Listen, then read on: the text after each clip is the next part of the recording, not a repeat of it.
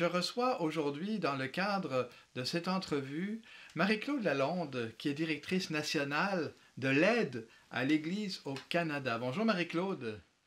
Bonjour. Vous êtes chez vous, j'imagine, vous n'êtes pas au bureau là aujourd'hui. Non, je suis comme tout le monde, je suis à la maison, en confinement, on essaie de respecter les règles. Est-ce, Et est-ce- est-ce que l'AED a continué son travail malgré le confinement? oui, oui, toute notre équipe à Aide à l'Église en détresse a continué le travail, chacun confiné chez soi. Et puis, on fait comme vous, hein, on utilise des nouveaux moyens technologiques avec parfois beaucoup de succès. D'autres fois, il faut s'adapter, mais ça fonctionne et je pense que l'important, c'est de rester ensemble et de continuer à servir les gens qu'on veut servir. Comment ça se passe pour vous le confinement? Mais ça se passe bien. Je pense que on essaie de tirer le mieux de tout ça. En famille comme pour le travail, les choses se passent bien. Il faut juste être flexible et aussi apprendre à composer avec des petits défis qui se posent au quotidien, mais sinon, c'est quand même très agréable. Alors, je me demandais, travailler à l'aide à l'Église en détresse quand c'est l'Église dans le monde entier qui est en détresse, y compris celle du Canada avec ce confinement où beaucoup de ressources, de revenus se sont plus ou moins arrêtés, tout ça. Comment ça se passe dans ce contexte-là? Bien, dans ce contexte-là, pour nous, en fait, il y a pas de rupture dans le sens où tous les gens sont au travail partout dans le monde. On a des bureaux dans 23 pays. Tout le monde est au travail, la plupart à partir de la maison. Mais je pense que tout le monde a réussi à se réorganiser parce que, comme vous le dites, il y a ici des difficultés qui se posent et des questions qui se posent en Église, mais dans les pays qui sont déjà pauvres ou encore où il y a de la persécution pour motifs religieux, bien, ça ne fait qu'empirer la situation. Oui, oui. Alors, la semaine passée, Marie-Claude, vous avez fait une annonce à l'aide à l'Église en détresse, une annonce d'un budget tout à fait spécial. Et c'est ça qui a attiré mon attention là pour cette entrevue. À 7 millions, 7 millions et demi, là, si je me souviens des chiffres. C'est quoi de très particulier qu'aura ce programme-là? Oui, dans le fond, les 7 millions et demi de dollars qui ont été dégagés vont servir pour la crise de la COVID-19. On veut aider l'Église. Comme on l'a dit, hein, ici, il y a des messes qui ont arrêté d'être célébrées en public, mais c'est la même chose dans les autres pays.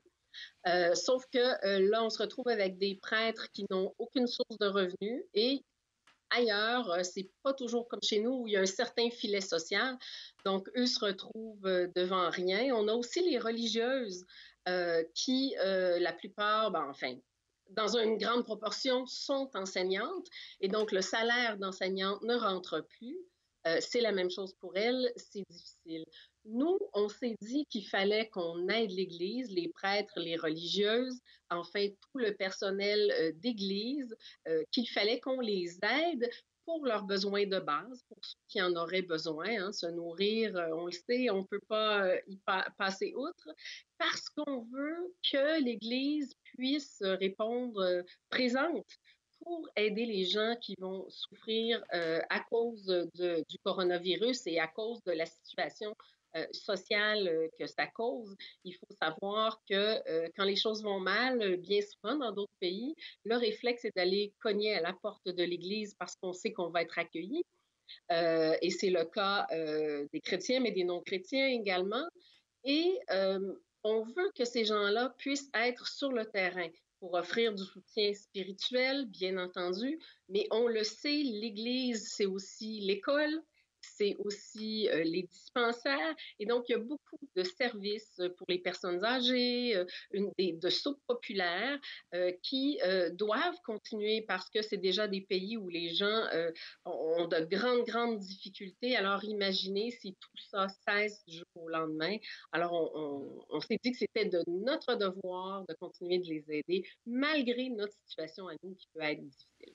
Donc, si je comprends bien, habituellement, vous n'allez pas forcément aider pour les questions de vie quotidienne, les questions alimentaires, les questions de base. Vous allez plutôt soutenir la mission, les œuvres, le travail de l'Église, mais pas la survie des personnes. Ici, pour que le travail puisse avoir lieu, que l'Église puisse être un acteur important, et on sait qu'elle l'est dans beaucoup de pays, il faut soutenir les personnes, là.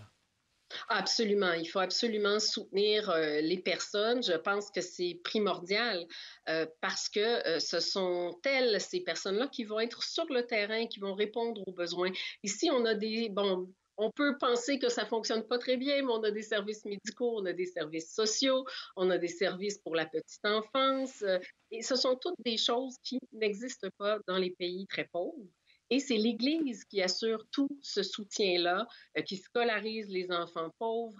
Donc, si tout arrête complètement, je pense que ces pays-là vont se retrouver avec des reculs difficiles à rattraper plus tard et des situations humaines complètement intenables.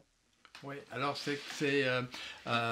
ça peut nous paraître un peu surprenant parce qu'on est évidemment dans une autre situation de société, mais ça rappelle un peu le rôle de l'Église rappelle un peu ce qu'on a connu dans notre histoire, où l'Église était au cœur des questions de santé, des questions d'instruction, des questions parfois même d'organisation de milieu. Donc en agissant auprès de l'Église, au fond, c'est du bien à toute la société qu'on fait dans bien des cas, là. Ah oui, tout à fait, hein. On aide les gens qui aident les gens. Oui, C'est ce qu'on fait en travaillant à aider l'Église pour les besoins de base. Oui. oui, exactement. Vous avez des cas concrets, des choses. Est-ce que je sais que vous êtes en contact beaucoup par l'aide à l'Église en détresse avec les personnes dans le Sud. Il y a beaucoup de courriers, de courriels qui s'échangent. C'est quoi que l'écho que l'Église vous donne dans le monde, et est-ce qu'il y a des coins du monde où particulièrement la situation actuelle est dramatique, enfin est très complexe, là? Oui, ben, je dirais que le premier écho qu'on a eu en début de crise, c'était vraiment les partenaires de projet qui nous envoyaient des courriels, des lettres pour nous encourager parce que eux recevaient des nouvelles de nous et on disait qu'il y avait beaucoup de contamination, beaucoup de difficultés et tout ça. Donc ça, c'est le premier écho qu'on a eu. Maintenant, on est dans une phase où on commence à recevoir des nouvelles des autres pays et où le virus commence. En fait, on ne sait pas trop quelle est la situation réelle. Le problème, c'est que certains pays n'ont aucune capacité de tester, d'autres très peu.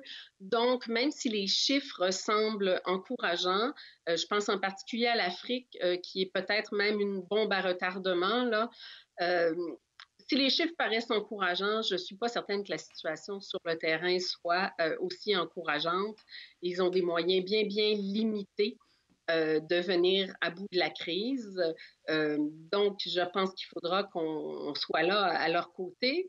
Et il y a quand même des situations qui appellent à la créativité. On l'a vu chez nous et c'est un peu la même chose. On a aussi un projet avec les radios catholiques. Donc, les radios, certaines existent, d'autres sont à mettre sur pied. J'ai même vu un diocèse qui donnait des radios transistors aux gens parce que l'Internet se rend pas partout. La qualité de l'Internet est vraiment pauvre dans certains endroits. La radio, c'est encore le meilleur moyen de contacter les gens.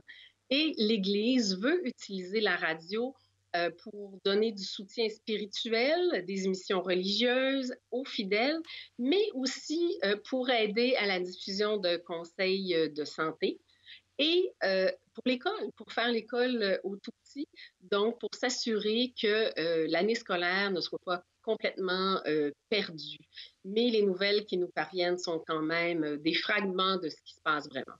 Alors c'est intéressant parce que on voit vraiment que les enjeux de communication que nous avons ici, hein, sont planétaires. Donc partout, ben, les uns ça va être par l'Internet, d'autres par la radio, parfois les deux. Mais et que l'Église, dans son histoire, mais aujourd'hui aussi, est encore aux premières loges de ces questions-là pour permettre vraiment la diffusion à la fois des questions de foi, de la vie liturgique, mais aussi des questions sociales, de l'agir, que notre foi ait des mains pour servir. Marie-Claude, ça me fait penser au début de l'Église. On Oui, lit dans les lettres, hein, ce temps-ci, on lit dans les Actes des Apôtres, on lit beaucoup de ces échanges qu'il y avait entre les différentes églises, entre les différentes communautés, le soutien que les unes et les autres pouvaient se donner, les encouragements. On est 2000 ans plus tard, mais on est dans la même réalité à la fois d'une entraide, d'un soutien mutuel, d'une prière mutuelle. Alors, ben, merci d'être là pour être nos mains, être nos oreilles, de pouvoir être une manière de rejoindre ces frères et sœurs qui habitent à l'autre bout du monde et qui ont prié pour nous avant que la crise arrive chez eux. Ben maintenant, c'est peut-être à nous de pouvoir les soutenir. C'est pas les uns contre les autres, c'est les uns ensemble, si je comprends bien l'AED, qu'on va s'en sortir là. oui, tout à fait. Et ensemble, c'est un bien grand mot parce que c'est planétaire, vous l'avez dit. Ils ont prié pour nous, nous on prie pour eux. Et je pense qu'en serrant les coudes avec nos frères et sœurs dans la foi, c'est comme ça qu'on va arriver à se sortir de la crise d'une manière la meilleure possible. Voilà. Alors, ceux qui cherchent de l'information sur ce programme-là, sur l'aide à l'Église en détresse, ben, je vous invite à aller sur votre... Si vous nous regardez, c'est que vous avez un ordinateur ou un téléphone intelligent. Donc, vous allez chercher dans un des Google ou un des Safari ou autre, aide à l'Église en détresse Canada. Et là, vous tomberez sur leur site. Et ben, merci beaucoup, Marie-Claude. On vous souhaite Merci. bonne chance à votre équipe. On prie pour vous. À bientôt. Bonne chance aussi. Au revoir.